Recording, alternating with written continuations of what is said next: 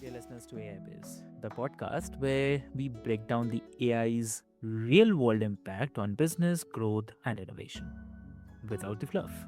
Yes.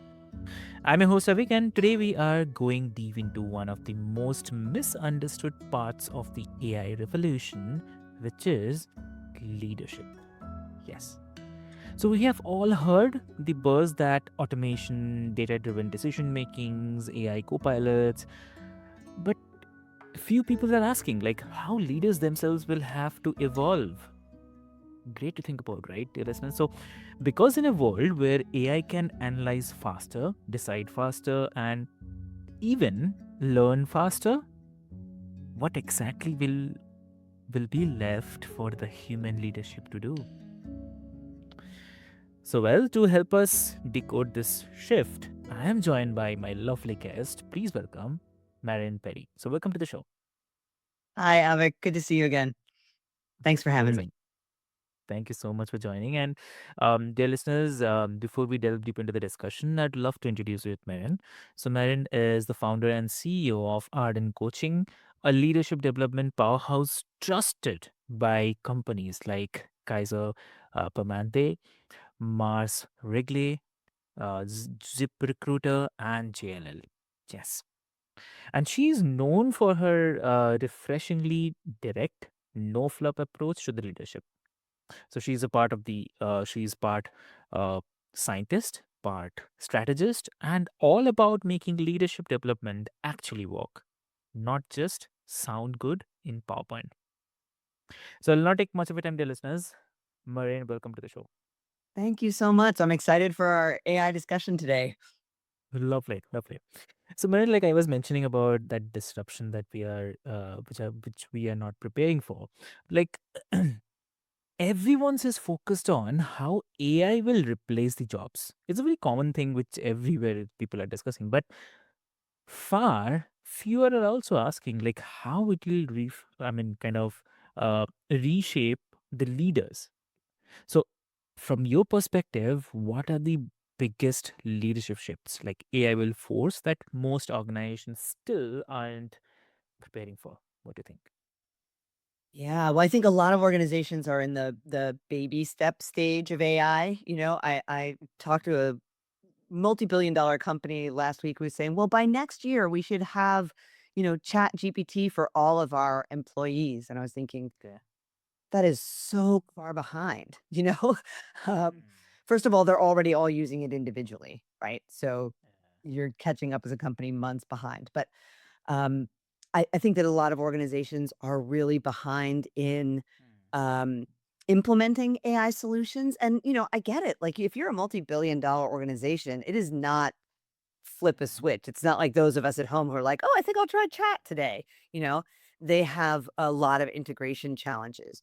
Um, but even when they're behind in the technology aspect of it, I think they're really behind in what the impact on leadership will be and what they're going to need to alter about themselves and their leadership teams when they finally do get all the technology in place.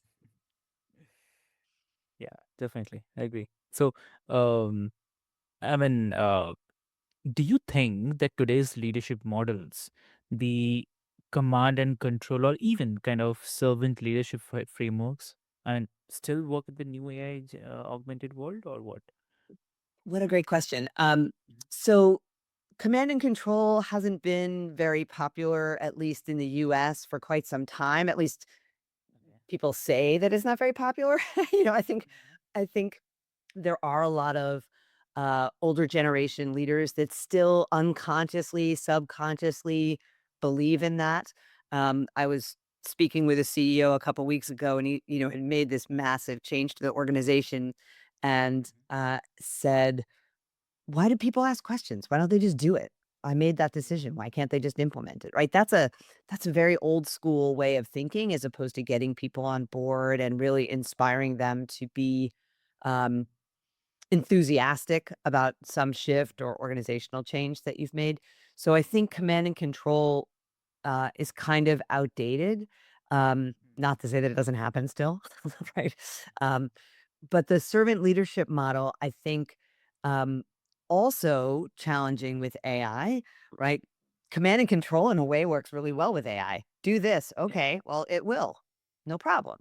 Um, but I think that as you are more aware of the needs of your team and the humanity of people, that leadership is going to need to shift a little bit because you're going to be dealing with people who are dealing with AI. I mean, everybody is Mm, dealing with AI. You're going to have some people who are leading AI employees.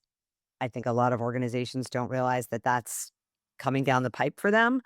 Um, right now, I think organizations are kind of mm, thinking of it as tools rather than shifting their fundamental business practices and how they deliver their services or their products, mm, um, or what innovation might be possible with AI that's more than just um, clerical work done faster.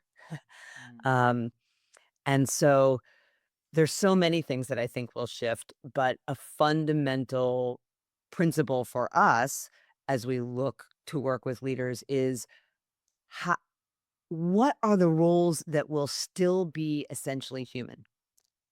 And what are the roles that might be implemented by AI or executed by AI or assisted by AI? Um, and how can you serve both of those populations? Um, people, humans will still, at least in the near future, be the interpreters of the data, right? AI can encapsulate and compile data faster than any human can.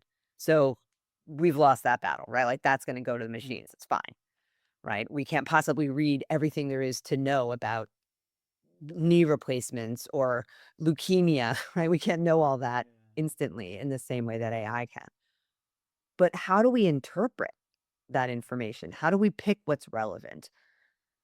Mm, Those aspects are still fundamentally human aspects. And so I think leaders need to consider in their structure, in their culture, in their communication strategies, the differences between the types of employees they will have and how their communication needs to shift to be effective in all those different places.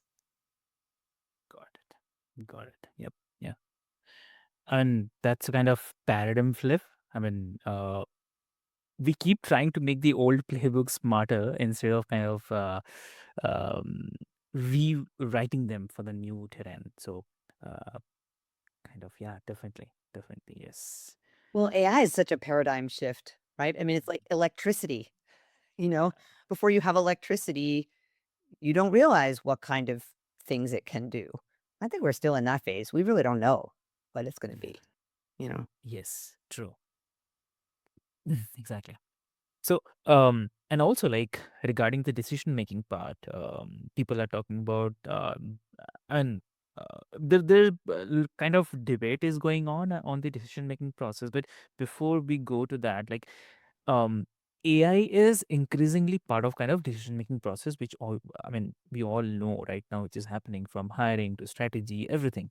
Even people are using it for their daily email strategies or maybe email writing as well. But uh, what does the good leadership look like when uh, you are sharing the decision table with a kind of algorithm whom you cannot see? It's Mm, just I mean, you can feed and they respond. yeah. Oh, I have so many things to say on this.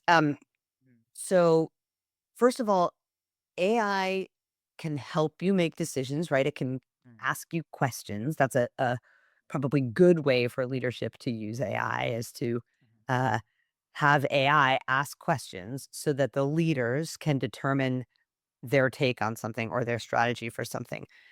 Asking AI to do the fundamentally creative work is a design flaw, right? mm, Because AI, by its nature, at least most of the large language models that people are primarily using in the workplace so far, mm, um, those are not smart models per se, right? They're just compiling vast amounts of data and predicting that next word.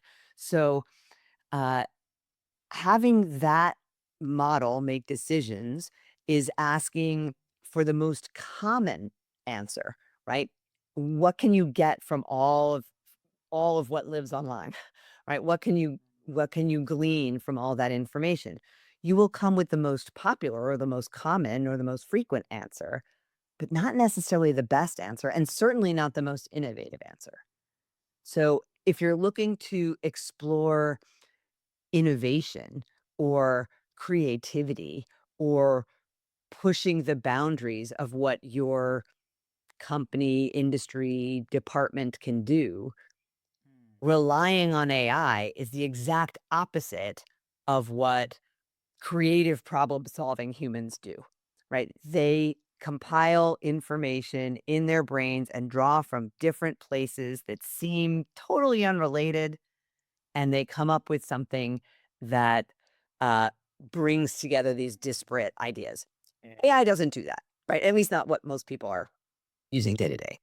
Got it. Got it. Yeah, exactly. So like, I mean,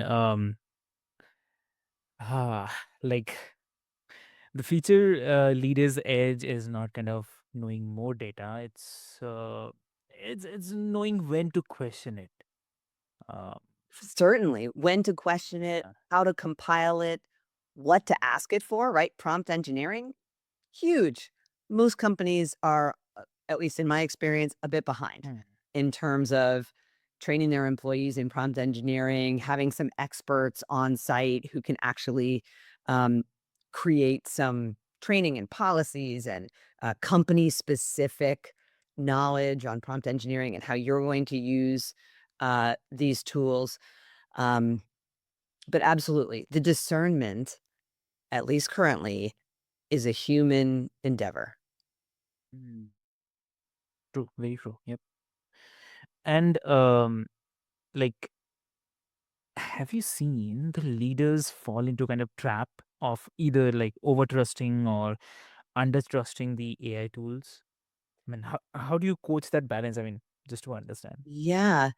Um, well, every industry and every company is different, right? Where they'll fall on that scale. Certainly, if you're looking to automate things and that's what your company does, AI is your dream, right?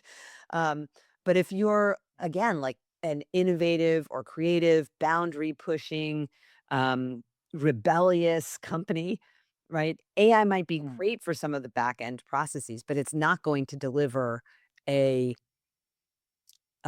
paradigm shifting option for your organization. Um, Yeah, exactly.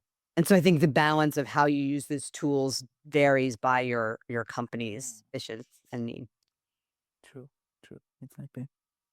So, like, you often talk about the leadership as a business of humans and not just kind of results. So, uh, how do you see kind of emotional intelligence evolving as AI takes over more kind of analytical tasks? I think it becomes even more critical. Hmm. You know, the the mastery for an executive or for a leader, I don't know that it was ever about information, right? All the Daniel Goleman research talks about how emotional intelligence is the most important, especially in any job, but especially at more senior roles.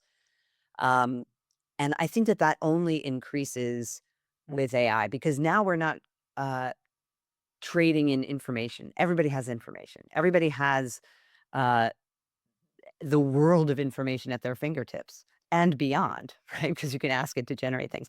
So we're not trading in information, it's self mastery and understanding that as long as you have human employees, and not everyone will, but as long as you have a human employees, they are fundamentally having a human experience, right? They still care about human things, eye contact, kindness, psychological safety, um, appreciation, right? Those are things that are fundamentally human needs. And as a leader, being able to read that room, to understand your employees, to understand when they are burnt out on technology and AI, right? That they are experiencing digital burnout. That human to human understanding, I believe, becomes even more critical in a world where a lot of employees interact continually with AI. They're not going to get that from AI, even though it can talk back to you and give you compliments and all that stuff. It's not the same. You will not convince me that getting a compliment from a machine is the same as someone looking you in the eye, someone you admire, looking you in the eye and giving you acknowledgement. It it gives a different dopamine experience and hit to our minds and bodies. So I believe that we fundamentally require human interaction. And so leadership becomes even more essentially about developing that emotional intelligence, that self awareness, that ability to read and support others. And especially in a world that is so uncertain with so much change, and AI only speeds that up, Yes. to be able to uh, identify those things in other people faster and more effectively. Hmm. Exactly. And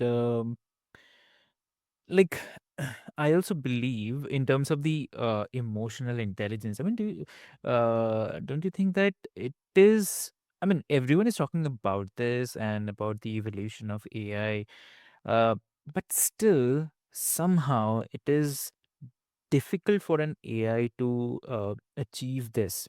Like how we as an human have the emotional part attached with us. We can react, we can be kind of proactive, we can be reactive also.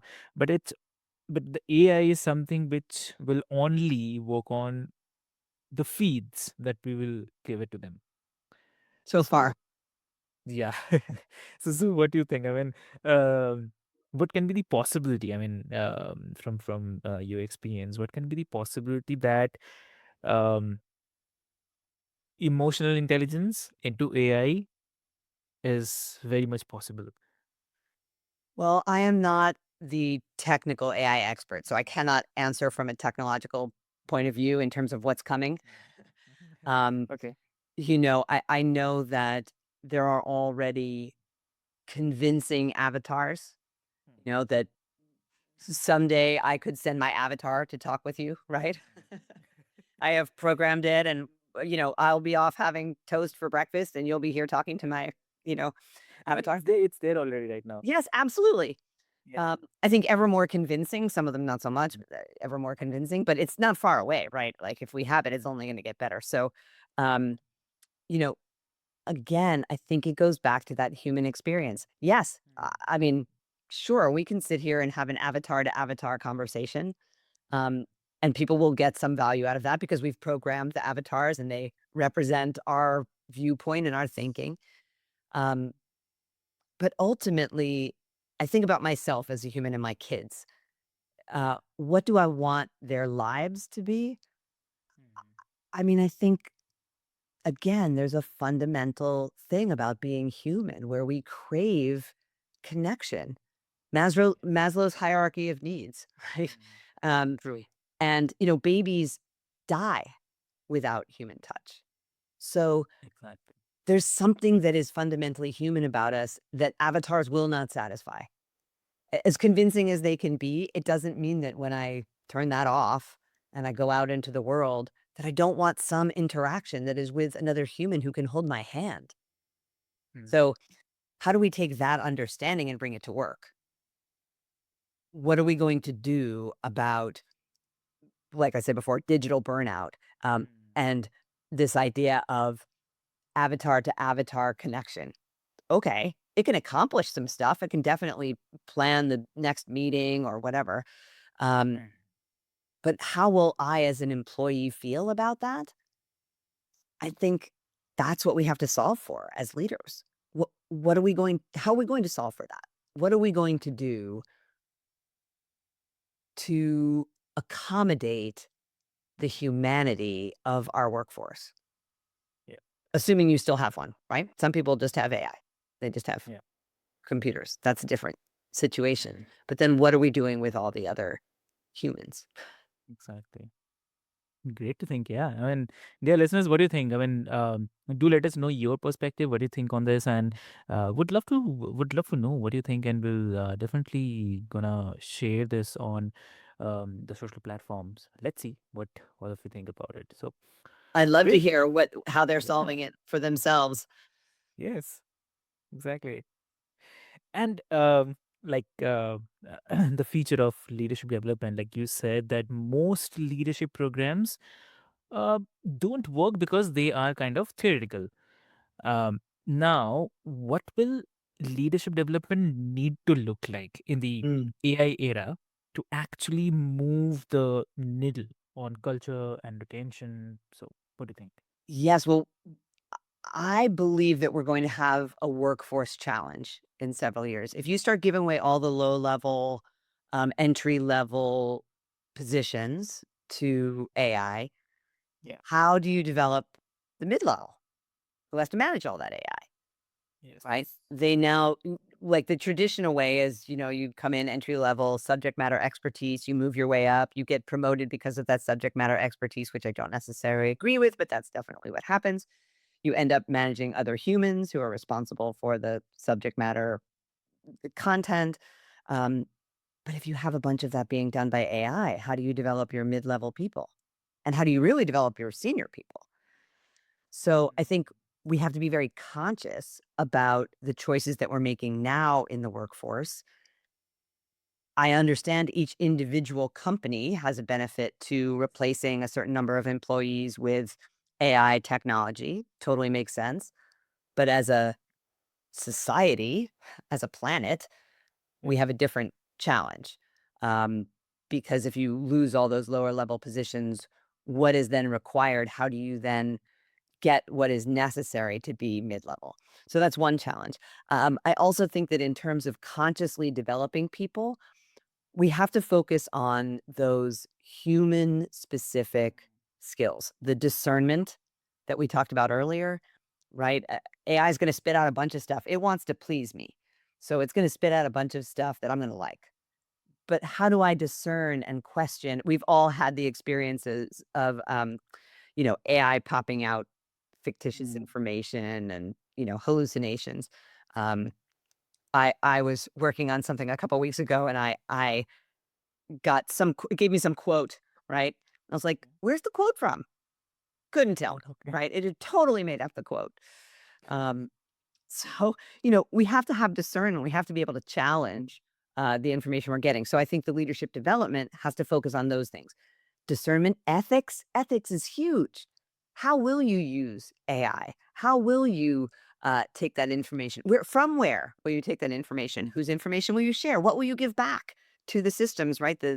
Even chat now, if you use the team quote unquote function on chat, that changes name every 20 minutes. So I don't know what it's called today, but team function. Supposedly they don't take your information and, feed it back um, to develop the model.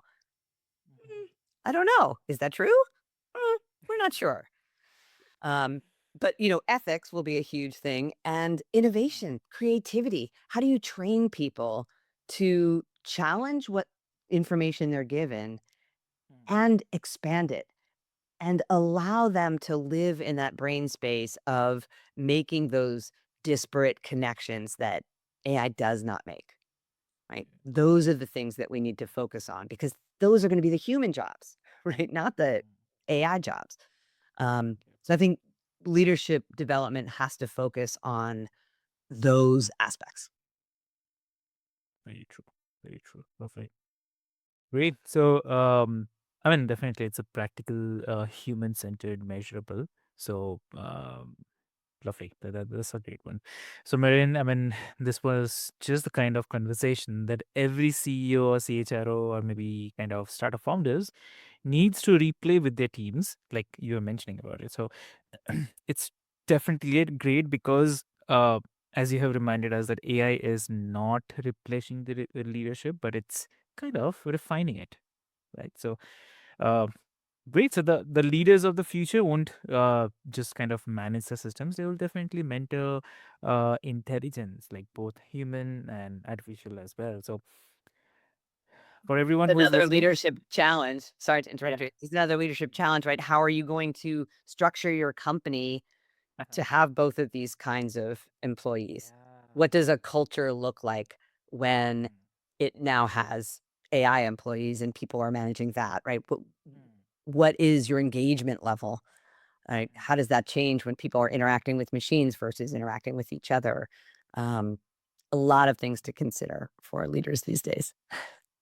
Exactly, I believe, and I believe that analytics will definitely gonna help in future because right now, whatever data we are feeding, whatever the behavior we are showing, uh, it will no doubt help us maybe solve problems or maybe resolve things. Or so it's all about refining it. I mean, it's definitely very very true and important. Yeah. Yeah. It's going to be a roller coaster. A roller coaster. Exactly. Yeah. True. True. Definitely. So, dear listeners, as I was mentioning, like if you're listening right now, take this week kind of to audit your own leadership style. Maybe just ask yourself that: Am I building that trust as early as I am building the tech, or maybe am I empowering humans or optimizing them, or if like I'm leading with intelligence or through it or not? So do let us know what do you what do you feel, what do you think, and if today's episode made you think differently about the future of leadership, then please share it with someone who's navigating this change, right? So Maren, if someone wants to connect with you, what will be the great medium to connect? Oh, thanks. Our website is a host of lots of information. So ardencoaching.com, ARDEN coaching.com. And if you go there and contact us and mention the AI Biz podcast, when you contact us, we will give you a complimentary assessment. Perfect, perfect, great. Great. So, dear listeners, I'll put all the links into the show notes for easy reference. And with this hope, this is your host, Avik, and this is AI Biz, where innovation meets insight and leadership learns to evolve. So, until next time, stay curious and stay human. Thank you so much.